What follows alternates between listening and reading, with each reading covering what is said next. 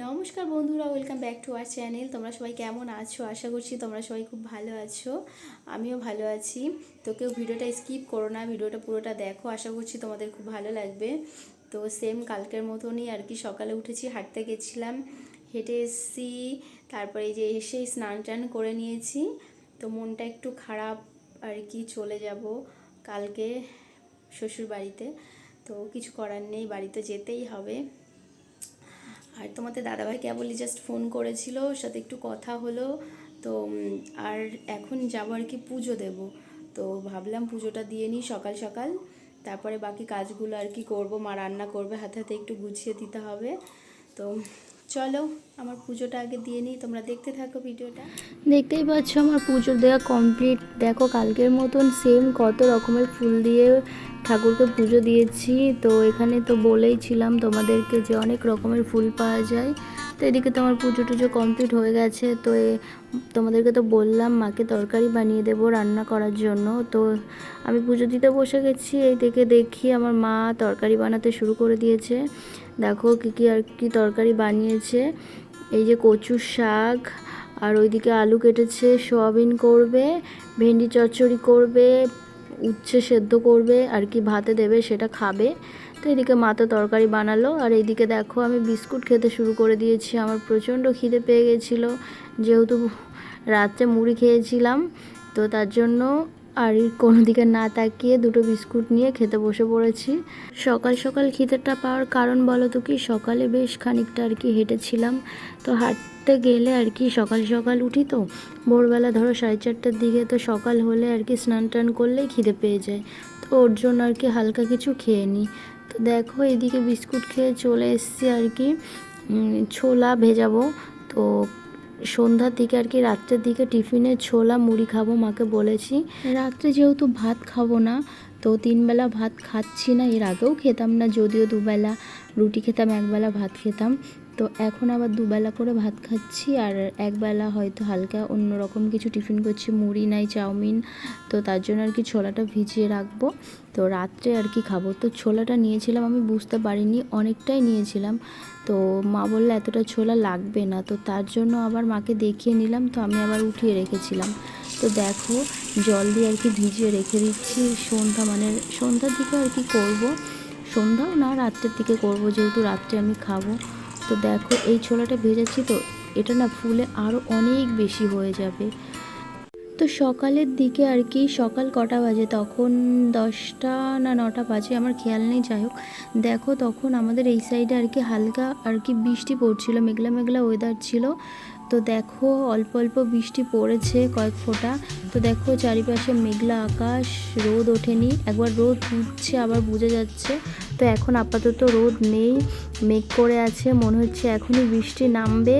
হালকা 2-1 ফোঁটা বৃষ্টি পড়লো, কিন্তু শেষমেশ কিন্তু লাস্টে বৃষ্টি হয়নি, এরম করেই থেমে গেছিলো। বৃষ্টি না হলে তো কিছু করার নেই। যাই হোক, দেখো আমি ঘুম থেকে উঠেছি, তো এখন বাজে আর কি দুপুর 3টে। আমি ঘুম থেকে উঠেছি ভেবেছি কি আর কি বিকেল হয়ে গেছে, তো উঠে বসেছি খাবো বলে। তো আমি খেয়েছিলাম কিছুক্ষণ পর, ভালো লাগছিল না। তো তারপর খেয়ে দেয়ে নিয়ে একটু বেরিয়েছিলাম মাঠে। মা মাঠে এসেছি আমাদের দুটো ছাগল নিয়ে, লালু ভুলু দেখো খাচ্ছে ওরা। তো ওদের আনতে একটু দেরি হয়ে গেছিলো বলে সেই ডেকেই যাচ্ছিলো। তো মা লাস্টে শেষমেশ না পেরে বললো চল নিয়ে যাই। তো মার সাথে আমি আজকে একটু বেরিয়েছিলাম আর কি, মাঠের দিকে এসেছিলাম। বাড়ি এসে জানো তো একদিনও আর কি মাঠে যাওয়া হয়নি। তো আসলে মাঠে যাওয়া হয়, কিন্তু যাওয়া হয়নি। তো দেখো আমাদের ছাগলগুলোর নাম বলে দিই। এটা হলো ভুলু, এটা হলো কালো ছাগল, এটা অনেক আগের ছাগল। আর একটা আছে, দাঁড়াও দেখাচ্ছে, দেখো ঘাস নেই, দেখতে পাচ্ছ, মানে খেলা করে ছেলেপেলে, এখানে মাঠ আর কি। আর ওইটা হলো আমাদের লালু। তো একটা লাল কালারের ছাগল আর একটা কালো কালারের ছাগল। তো বিকেলে তো খাওয়ানো হয়ে গেছিলো। তারপরে দেখো বাড়ি যাওয়ার পথে আর কি বিকেলবেলায় এই দেখো আর কি পুষির কত বাচ্চা দিয়েছে বিড়াল ম্যাও। তো একবারে জানো তো 7টা বাচ্চা দিয়েছে। তো কি মিষ্টি লাগছিল, ওরা আর কি দুধ খাচ্ছিল মায়ের। তো আমি তো ভাবলাম একটা নিয়েই যাই, কিন্তু বলো তো কি, আমাদের এই রানীটা না আছে না বাড়িতে, ও যা বদ, এর আগে কতগুলো বাচ্চা যে মেরে ফেলেছে, তোমাদের আর কি বলবো। আর আমি তো এখন বাড়ি যাচ্ছি না, তার জন্য আর নিয়ে গেলাম না। যদি ওখানে যেতাম আর কি নিয়ে যেতাম। তো যাই হোক, তারপরে দেখো ওখান থেকে সোজা বাড়ি চলে এসেছি বিকেলের বেলায়। যেহেতু সন্ধ্যা লাগার আগ দিয়ে চলে এসেছিলাম ওখানে খাইয়ে টাইয়ে, তো দুজনকে দুদিকে বেঁধে রেখেছে। দুটো এক জায়গায় থাকলে না মানে দুটো মারামারি করে। এই যে আমাদের মহারানী শুয়ে আছে, নিদ্রা দিচ্ছে, দেখেছো কি সুন্দর ঘুম, না চিন্তা না ভাবনা। তো সারাদিনও আমাদের বাড়িতেই থাকে, খাওয়া দাওয়ার সময় একটু এদিক ওদিক ঘুরে বেড়ায়। তো দেখো ওরা মাঠে থেকে খেয়ে এসেছিলো, দেখতেই তো পেলে মাঠে আর কি ঘাস সেরকম একটা নেই। তো রাত্রে তো অতটা রাত ওরা থাকবেই বা কী করে, তার জন্য আর কি মা বললো ওদেরকে আর কি পেটটা ভরেনি আজকে, রোজ দিন পেট ভরে, আজকে পেট ভরেনি। তো বিচুলি কাটা আছে ওদের জন্য, বিচুলি কাটা আর কি কিনে নিয়ে আসে বাজার থেকে। তো ওটা আর আটা দিয়ে আর হালকা জল লবণ দিয়ে মাখিয়ে দিল।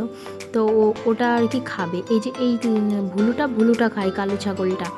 আর ওই আমাদের আর একটা ছাগল আছে না, তোমাদেরকে তো বললাম ওই লালু, ওটা এত ওটা আবার খায় না। আবার যখন ওর ইচ্ছা হয় যে এর সাথে খেতে আসবে, মন মর্জি, ওদের তো আবার মর্জি বুঝে যখন ইচ্ছা হবে তখন খাবে, এটা আবার ওকে খেতে দেয় না। এত বদ, মানে কি বলবো, সিংদে গুতিয়ে দেয়। ওই দেখো আসবে শুকে আর কি চলে যাবে, এক একদিন খায় এক একদিন খেতে দেয় না, দেখতে পাচ্ছ, মানে ও খেতে এসছে বলে দাঁড়িয়ে পড়লো। তো যাই হোক আজকে তো খেতে দিচ্ছে, অন্যান্য দিন কিন্তু দেয় না। আজকে আবার ইনি আবার খাবেন না, দেখলাম মুড অফ মনে হয়, ইচ্ছা করছে না ইনার খেতে। তো তারপরে আর কি সন্ধ্যাবেলার পর দুপুরবেলার দিকেই ভেবেছিলাম গোছাবো জামা কাপড়, কিন্তু আলসেমি করে আর গোছানো হয়নি। তো তারপরে রাত্রের দিকে গোছাতে এসেছি জামা কাপড়, দেখতেই তো পেলে জামা কাপড় ছেটানো রয়েছে। বিয়েতে এসেছিলাম, অনেক রকমের আর কি জিনিসপত্র এনেছি, কসমেটিক্স, জামা কাপড়, শাড়ি, হ্যাড্ডা ফ্যাড্ডা প্রচুর জিনিস হয়ে গেছে। তো চল এক এক করে গুছিয়ে নিই। এই দেখো আমার গোছানো হয়ে গেছে, এরপর আর কি ব্যাগে ভরবো, কারণ প্রচুর জিনিস, মামুনি কিছু জিনিস নিয়ে গেছে, কিছু জিনিস নিয়ে যেতে পারেনি, বলেছে যাওয়ার সময় তুই নিয়ে যাবি, লাগেজটা আর কি পুরো ভর্তি হয়ে যাবে। তাই ভাবছি আমি একা একা যাব, কিভাবে নিয়ে যাব। তো বাবাকে বলেছিলাম আর কি যাওয়ার কথা, বাবা বলল এখন যাব না, আমি যাব তোদের বাড়িতে, এক সপ্তাহ পর যাব আর কি ষষ্ঠীর নিমন্ত্রণ করতে। তো দেখলাম এক সপ্তাহ পর যাবে, কিছু করার নেই, এখন আমাকেই যেতে হবে। তো তার জন্য আর কি আমাকেই কষ্ট করে নিয়ে যেতে হবে। আসার সময় যদিও আমি একাই এসেছিলাম, তোমাদের দাদাভাই একটু এগিয়ে দিয়ে গেছিলো আর কি, টোটো বলছি কেন, অটোতে আর কি তুলে দিয়ে গেছিলো। তো এখান থেকেও আমার বলো তো কি খাটনি সেরকম একটা হয় না, এখান থেকে যাব হলো টোটো ধরে স্টেশন, তো স্টেশন থেকে আর কি অটো, তারপরে তোমাদের দাদাভাই এসে নিয়ে যাবে। তবুও বলো তো কি এই লাগেজ নিয়ে না ভীষণই অসুবিধা হয়, ওপরে থাকে তুলে দেওয়ার আর কি ব্যাপার থাকে। তো তার জন্য আর কি ভাবছিলাম, তো তোমাদের দাদাভাই বলেছে আসার সময় বাবাকে বলো আর কি তুলে দিয়ে যাবে। আমি বললাম বাবার, আর বলো তো কি আমার বাবারও মাজায় ব্যথা, তো বাবাও লাগেজ তুলতে পারবে না। তো যাই হোক টোটোওয়ালা, যেই টোটোওয়ালার গাড়িতে যাব সেই দাদা কিংবা কাকু যদি ভালো হয় তো তুলে দেবে। পাশের বাড়ি একজনকে দেখি বলবো খুনি যদি নিয়ে যাই। তো এদিকে দেখো আমার সব কিছুই তো টুকটাক করে গুছিয়ে নিচ্ছি, প্রচুর জিনিস হয়ে গেছিলো জানো তো, এক্সট্রা বলতে 2-3টে শাড়ি এক্সট্রা হয়ে গেছিলো, যেগুলো আর কি এনেছিলাম না, এখানে ছিল। তাও তো কিছু জিনিস নিয়ে এখানে রেখে গেলাম, নাইটি, এক্সট্রা শাড়ি, বাবাকে বললাম তুমি যেদিন যাবে সেদিন নিয়ে যাবে। আর কিছু জিনিস নেওয়ার ছিল, তো বাবা বললো ঠিক আছে যাওয়ার দিন আমি নিয়ে যাব। যাওয়ার সময় আর কি মাকেও নিয়ে যেতে বলেছি, যেহেতু দুজন যাবে নিয়ে যেতে অসুবিধা হবে না। তো কিছু জিনিস রেখে গেলাম, আর আমার তো আশাই হয়, তো আর জানোই তো ষষ্ঠী কদিন পর, আর বেশি দিনও নেই। তো ভাবলাম এখানে থাক, আর আমার বেশিরভাগ জিনিস এখানেই থাকে, বেশিরভাগ বলবো না, কিছু জিনিস এখানেও থাকে ওখানেও থাকে। তো এখানে আসলেও যখন আসি এক গাদা জিনিস ভরে নিয়ে আসতে হয়, এক গাদা ভরে যদিও জিনিস আনি না, কারণ বলো তো কি বিয়ে উপলক্ষে এসেছি, তো তার জন্য আর কি প্রচুর জিনিস হয়ে গেছে। আমার এখানেও কিছু পরিমাণে জিনিস আমি রেখে দিই, আর ওখানে তো জিনিস আছেই। তো সব সময় নিয়ে আসতে অসুবিধাই হয়, কারণ বলো তো কি কখন কোন সময় এসে কোন অসুবিধার মধ্যে পড়ে হয়তো যাওয়া হয় না, তো সব সময় তো আর নিয়ে আসা যায় না, তো মানুষের তো অসুবিধা হতেই পারে। তো তার জন্য আমি এখানে জিনিস রেখে গেছি। আমার শাড়িও অনেকগুলোই আছে এখানে, আর মায়ের শাড়ি তো আছেই। তো শাড়িও খুব একটা পরি না, কমই পরি কোথাও গেলে।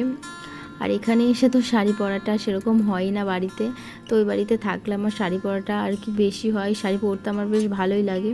কিন্তু এখানে এসেছি একদিন না দুদিন মতো আমি শাড়ি পরেছিলাম আর কি, দিয়ে চলে যাওয়ার পর।